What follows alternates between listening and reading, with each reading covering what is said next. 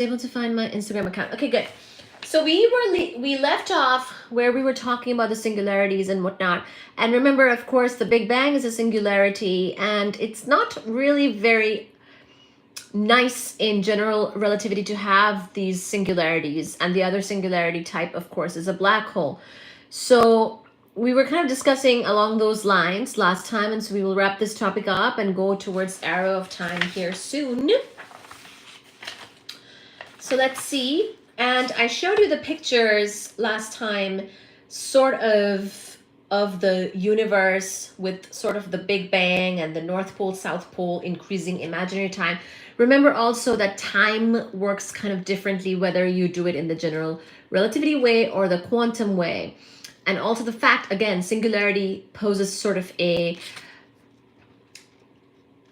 point of disagreement between the quantum approach and the general relativity approach. Okay, so keep those things in mind as we continue. So let's read. So let me go here.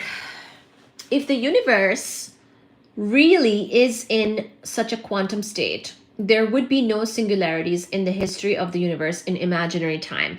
So if you use imaginary time as well to describe the universe, then you don't actually need the singularity, which is sort of a pain point in general relativity.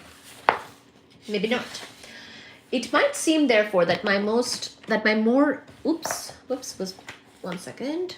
I moved this thing and actually put this here. Let me put this here. Okay, can you see?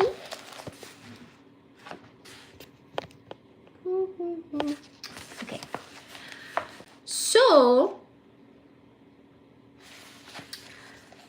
as indicated above, the real importance of the singularity theorems was that they showed that the gravitational field must become so strong that quantum gravitational effects could not be ignored. This in turn led to the idea that the universe could be finite in imaginary time, but without boundaries or singularities. When one goes back to the real time in which we live, however, there will still appear to be singularities.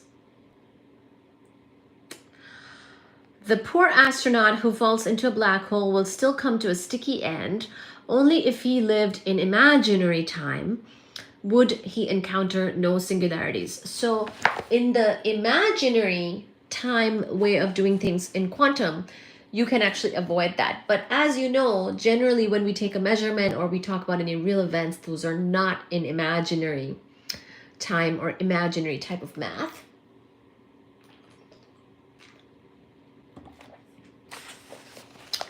This might suggest that the so-called imaginary time is really the real time. And that what we call real time is just a figment of our imaginations. In real time, hello Sin Miedo. Hello Excito. Hello Sin Miedo. How are you? In real time, the universe has a beginning and an end at singularities that form a boundary to space-time and at which the laws of science break down. So in the real time, the universe has a beginning, which is the Big Bang. And if it were to have an end, it would be the Big Crunch, maybe. And those are singularities. And this is where science kind of breaks down at these singularities.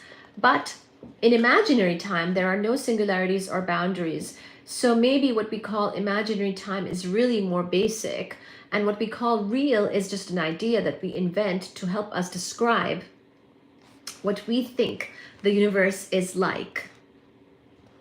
But according to the approach I described in chapter 1, that is Stephen Hawking, a scientific theory is just a mathematical model we make to describe our observations. It exists only in our minds.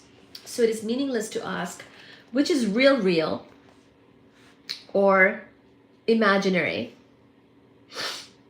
Hello, Andre. Hi, Stephen. Hello, Sinmiro. Hello, everybody. Thank you so much for being here. Can we get 10 likes?